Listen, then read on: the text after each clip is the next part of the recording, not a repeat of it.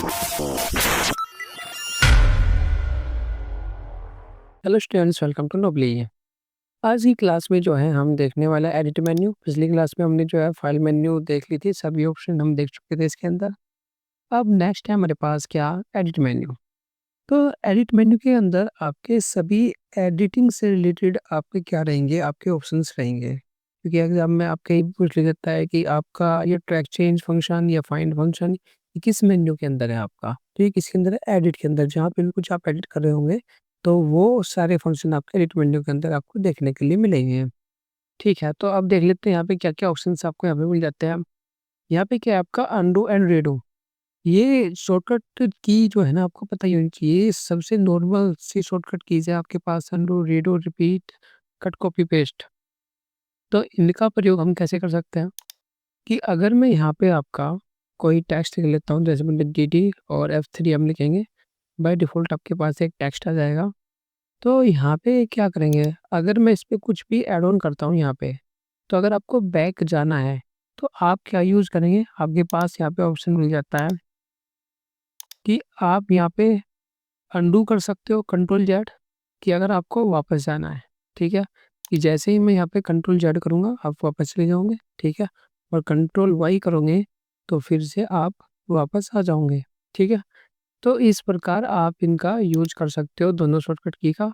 और repeat control shift plus Y का प्रयोग करके आपने जो कुछ भी लास्ट में लिखा उसे फिर से रिपीट कर पाओगे। तो जितनी बार भी आपको रिपीट करना है, रिपीट पे क्लिक करते रहेंगे और जो भी आपने लास्ट में लिखा उसे बार बार जो है रिपीट करते रहेंगे।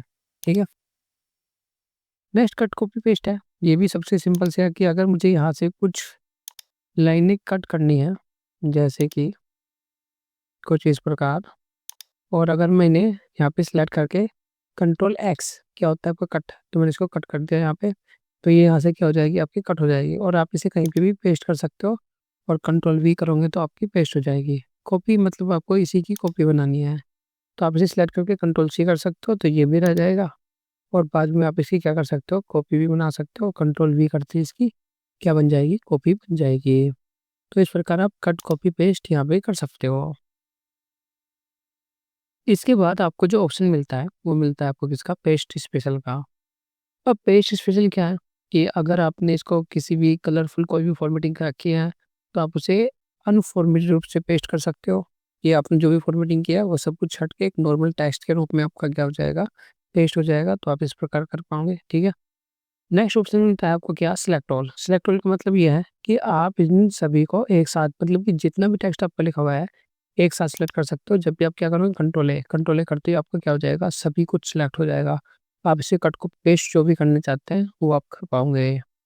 ठीक है, नेक्स्ट है आपके पास यहाँ पे सिलेक्शन मोड। तो सिलेक्शन मोड क्या है हमारे पास, एक स्टैंडर्ड सिलेक्शन मोड है, एक ब्लॉक एरिया है। स्टैंडर्ड जो बाय डिफॉल्ट आपका रहता है, मतलब कि जब भी आप कुछ भी सिलेक्ट करते हो तो पूरी की पूरी लाइन सिलेक्ट होती है आपके यहाँ पे इस प्रकार। ठीक है, तो ये है आपका स्टैंडर्ड सिलेक्शन। लेकिन अगर आप इसे ब्लॉक सिलेक्शन कर देते हो तब क्या होगा, जैसे ही मैं इसको यहाँ पे ब्लॉक सिलेक्शन क्लिक करूँगा तो इससे क्या होगा, आप एक ब्लॉक भी सिलेक्ट कर सकते हो, तब आपकी पूरी पूरी लाइन जो है सिलेक्ट नहीं होगी। जहाँ तक आपका कर्सर जाएगा केवल उतना ही एरिया आपका सिलेक्ट होगा ये। ठीक है, तो ये फीचर्स जो है आपको केवल लिब्रे ऑफिस राइटर के अंदर देखने को मिलते हैं। और ये काफ़ी अच्छा फीचर है अगर आपको किसी टेबल के अंदर से किसी टेक्स्ट को कुछ भी सिलेक्ट करना है। ठीक है, तो आप इसे आसानी से सिलेक्ट कर सकते हो। नेक्स्ट हमारे पास नेक्स्ट मिलता है आपको यहाँ पे फाइंड का ऑप्शन। फाइंड है, फिर एंड फाइंड एंड रिप्लेस है। ठीक है, अब फाइंड और फाइंड एंड रिप्लेस किस प्रकार से वर्क करते हैं। अब देखो, जैसे आप कंट्रोल एफ यूज करोगे यहाँ पे, कंट्रोल एफ, और कंट्रोल एफ यहाँ पे यूज करते ही आपके पास सबसे नीचे की ओर क्या जाएगा, आपके पास एक यहाँ पे टूल बार आ जाएगा। और जैसे ही आप इसमें कुछ ही फाइंड करोगे तो वो आपका फाइंड हो जाएगा। जैसे अगर मैं यहाँ पे ही लिखता हूँ, मैंने ही लिखा, फाइंड ऑल पे क्लिक करेंगे तो इसके अंदर जितने भी ही थे वे सभी क्या हो जाते हैं, आपके सिलेक्ट हो जाते हैं। यहाँ पे कुछ ऑप्शन और भी मिलते हैं, जैसे कि मैच केस, की जैसा मैंने यहाँ पे लिखा हुआ कैपिटल एच और स्मॉल ई, इसी प्रकार के सभी को फाइंड करे तो इसी प्रकार के सभी को यहाँ पे फाइंड कर लेगा। ठीक है, और आपका सेम टेक्स्ट बीच में किसी में ना आ रहा हो, मतलब कि पूरा फुल टेक्स्ट को क्या करेगा, आपका यहाँ पे सिलेक्ट करेगा। ठीक है, तो इस प्रकार आप फाइंड कर सकते हो। अगर आप फाइंड कर लेते हो तो आप उसे क्या कर सकते हो, रिप्लेस भी कर सकते हो।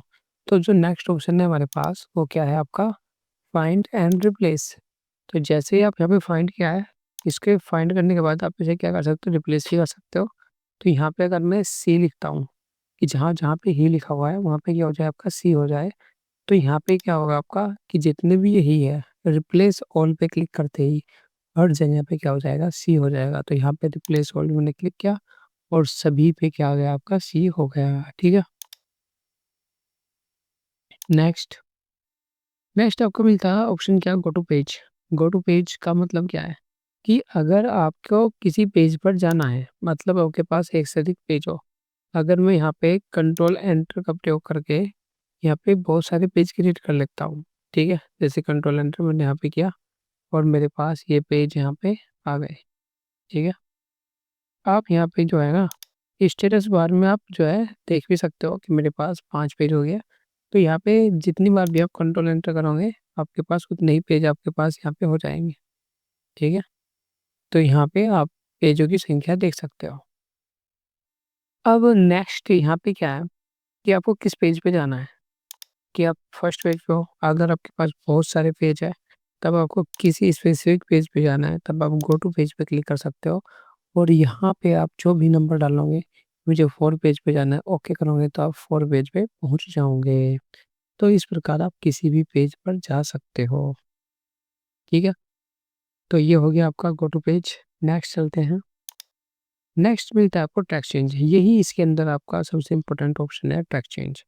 तो ट्रैक चेंज का प्रयोग हम कब करते हैं, देखो कि अगर यहाँ पे आपको आपके पास कुछ टेक्स्ट लिखा हुआ है, जैसे कि यहाँ पे ये टेक्स्ट है मेरे पास, और ये जो आपका टेक्स्ट है ये आपको किसी से एडिट करवाना है, कि कोई से एडिट करे। और आप चाहते हो कि जो उसने एडिट किया वो सब आप देख सको कि उसने कहाँ-कहाँ पे क्या-क्या चीज़ें ऐड की हुई है। उनको जो है आप कैसे जो है देख सकते हो और उसको कैसे एक्सेप्ट या रिजेक्ट कर सकते हो। कि जो भी उसने अच्छा किया उसे आप एक्सेप्ट कर लोगे और जो भी उसने गलत किया आप उसे रिजेक्ट कर दो। ठीक है? तो ऐसा करने के लिए हमारे पास है ट्रैक चेंज, कि आप यहाँ से क्या कर सकते हो, रिकॉर्डिंग ऑन कर सकते हो। मतलब कि जो कुछ भी वो एडिट करेगा सब कुछ रिकॉर्ड होता रहेगा। कि जैसे मैं इस पे क्लिक करूँगा, रिकॉर्डिंग स्टार्ट हो गई। तो अब वो अगर यहाँ से कुछ भी डिलीट करेगा, तो वो डिलीट नहीं होगा, वो कुछ इस प्रकार से शो होगा। ठीक है? अगर वो इसमें कुछ भी यहाँ पे ऐड कर देगा इस प्रकार, तो वो भी आपका अलग से क्या हो जाएगा, शो हो जाएगा। तो यहाँ से ना तो कुछ डिलीट होगा और ना ही कुछ आपका ऐड होगा, जब तक आप एक्सेप्ट या रिजेक्ट नहीं कर सकते। ठीक है? तो जैसे ही मैं यहाँ पे इसके अंदर आपको एक ऑप्शन मिलेगा ट्रैक चेंज के अंदर, क्या, मैनेज का। और मैनेज पे क्लिक करने के बाद आप यहाँ पे देखोगे, आप इसे क्या कर सकते हो, एक्सेप्ट या रिजेक्ट कर सकते हो। कि अगर उसने ये जो कुछ भी टेक्स्ट ऐड ऑन किया है वो सही किया है, तो आप इसे क्या कर सकते हो, एक्सेप्ट कर सकते हो। अदरवाइज आप इसे क्या कर सकते हो, रिजेक्ट कर सकते हो। रिजेक्ट करते ही यहाँ से चला जाएगा। और ऐसे ही यहाँ पे है कि अगर उसने वो सही डिलीट किया है, आप चाहते हो कि डिलीट ही होना चाहिए था, एकदम सही किया है, तो आप इसे एक्सेप्ट करोगे तो यहाँ से परमानेंट डिलीट हो जाएगा। और अगर आप चाहते हो कि उसने जो डिलीट किया, डिलीट नहीं होना चाहिए, तो आप इसे रिजेक्ट कर सकते हो, तो वो यहीं पे रह जाएगा। अगर मैं इसे एक्सेप्ट करूँगा तो यहाँ से डिलीट हो जाएगा परमानेंटली। अब ये वापस आपको दिखाई नहीं देगा। तो इस प्रकार आप एक्सेप्ट और रिजेक्ट कर सकते हो, जो भी उसने एक्स्ट्रा डिलीट की है इसके अंदर। और अगर आपको ये लगता है कि अगर मैं यहाँ पे इसको क्या कर दूँ, डिलीट कर दूँ, और ऐसे तो क्या होगा, उसको भी दिख जाएगा कि जो मैंने डिलीट किया है, जो कुछ एडिट किया है, वो सब कुछ दिख रहा है। तो आप ये भी कर सकते हो कि उसको पता ही ना लगे कि रिकॉर्डिंग चल रही है। तो आप क्या कर सकते हो, यहाँ पे जा कर के कि एडिट पे जाओगे और एडिट पे जाने के बाद जो ये शो लिखा हुआ है ना, इस पे एक बार क्लिक कर दोगे। तो इससे जो कुछ भी रिकॉर्डिंग है वो आपकी शो नहीं होगी। तो जो भी वो एडिट कर रहा है वो आपका जो है यहाँ पे रिकॉर्ड हो रहा है अभी भी। ठीक है, और जो कुछ भी वो ऐड ऑन करेगा वो आपका अलग से ही शो होगा। तो जैसे ही मैं फिर से शो पे जाकर के क्लिक करूँगा यहाँ पे, तो यहाँ पे आप देखोगे वो सभी कुछ आपका इसी प्रकार दिखाई दे रहा है और आप इसे एक्सेप्ट या रिजेक्ट कर सकते हो। इसके अलावा इसमें एक पासवर्ड का भी ऑप्शन मिल जाता है, कि अगर वो क्लिक करके वो अपने आप क्लिक करके शो कर सकता है, तो अगर वो चाहते हो कि वो ऐसा कुछ ना कर सके, रिकॉर्डिंग बंद ही ना कर सके, तब आप क्या कर सकते हो, इसे प्रोटेक्ट कर सकते हो। और जैसे प्रोटेक्ट पे क्लिक करके आप इसमें एक पासवर्ड डाल दोगे, मिनिमम एक कैरेक्टर का भी पासवर्ड दे सकते हो इसमें, और इस पे आप ओके कर दोगे, तो अब ये पासवर्ड प्रोटेक्टेड हो चुकी है। इसका मतलब अब वो रिकॉर्डिंग बंद ही नहीं कर सकता, और ना ही वो एक्सेप्ट कर सकता, और ना ही वो रिजेक्ट कर सकता। कि जैसे मैं मैनेज में जाऊँगा, तो ये एक्सेप्ट रिजेक्ट वाले जितने भी आपके यहाँ पे बटन्स हैं, ये कार्य नहीं करेंगे, और ना ही यहाँ पे वो इसकी रिकॉर्डिंग क्लोज़ कर पाएगा। कि जैसे मैं रिकॉर्डिंग पे क्लिक करूँगा, ये मुझसे पासवर्ड माँगेगा, ठीक है? तभी रिकॉर्डिंग आपकी क्या हो सकती है, ऑफ हो सकती है। जैसे मैंने इसे किया ओके, तो अब यहाँ पे आपकी रिकॉर्डिंग क्या हो जाएगी, ऑफ हो जाएगी, और आप एक्सेप्ट रिजेक्ट भी यहाँ से कर पाओगे, ठीक है? तो यहाँ पे मैनेज में जा कर के आप इन सभी को एक्सेप्ट या रिजेक्ट कर सकते हो, ठीक है? तो ये सभी आपके इसके अंदर ऑप्शन थे। नेक्स्ट नेक्स्ट ये कमेंट है, हाइपरलिंक है, फील्ड है। ये सभी के सभी ऑप्शन हम इंसर्ट मेन्यू के अंदर देखेंगे, क्योंकि इनका तभी हो जाएगा कि आप अगर कमेंट आपने लगा दिया है, तब आप उसे एडिट कैसे कर सकते हो, अगर आपने हाइपरलिंक लगा दिया है, तो आप उसे कैसे कर सकते हो। तो वो सब कुछ हम इंसर्ट मेन्यू के अंदर पढ़ेंगे, तब इनको हम फिर से जो है सभी ऑप्शन को देखेंगे। यहाँ पे आपको जो नेक्स्ट ऑप्शन मिलता है, वो मिलता है आपको डायरेक्ट कर्सर मोड। अब ये डायरेक्ट कर्सर मोड क्या है?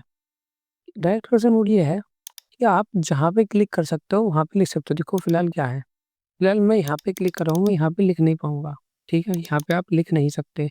आपको एंटर, एंटर, एंटर करके जाना पड़ेगा, टैब के थ्रू जाना पड़ेगा, तब आप यहाँ पे लिख सकते हो। लेकिन अगर आप डायरेक्ट कर्सर मोड का उपयोग करते हो, तो आप जहाँ पे क्लिक करोगे, वहीं पे लिख पाओगे। जैसे मैंने इस पे क्लिक किया, क्लिक करने के बाद जैसे मैंने यहाँ पे क्लिक किया, तो आप इसे यहाँ पे भी लिख सकते हो। तो जहाँ पे आप क्लिक कर पा रहे हो, वहीं पे आप लिख पा रहे हो, ठीक है? तो इस प्रकार आप इसका प्रयोग कर पाओगे, ठीक है? तो ये ऑप्शन थे आपके, जो इम्पोर्टेंट ऑप्शन थे, जो ज़्यादातर एग्ज़ाम में आते हैं एडिट मेन्यू के अंदर, वे सभी हमने यहाँ पे इस वीडियो में कवर कर लिए हैं, ठीक है? तो नेक्स्ट वीडियो के अंदर हम व्यू मेन्यू को देखेंगे।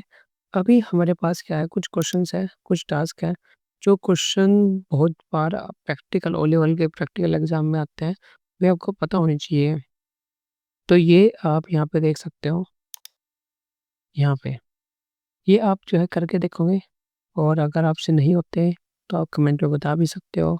मैं जो है इनको, इनकी अलग से वीडियो बना करके आपको जो है इन प्रैक्टिकल को करके भी दिखाऊँगा, ठीक है? तो यहाँ पे आप देख सकते हो कि आपको केवल एक बायोडाटा लिखना है, उसे हेडिंग के थ्रू अप्लाई करना है। तो यहाँ पे जो भी इंस्ट्रक्शंस हैं, आप इन्हें ध्यान से पढ़ो, और इनको जो है, इन क्वेश्चंस को करके देखो, ठीक है? तो पहला क्वेश्चन ये है आपके पास, सेकंड क्वेश्चन आपके पास ये है, ठीक है? तो इसे आप जो है ध्यान से पढ़ो, और जितने भी आपके ऑप्शंस हैं, सभी जो है आप यहाँ पे इनको लगा करके देखो, ठीक है? और थर्ड क्वेश्चन आपके पास ये है।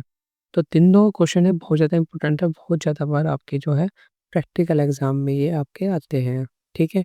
इन पे हम बात करेंगे अलग से, एक वीडियो में बात करेंगे कि कैसे-कैसे इन क्वेश्चन को आप जल्दी-जल्दी कर सकते हो। तो ठीक है, इस वीडियो में इतना ही, मिलते हैं आपका नेक्स्ट वीडियो में।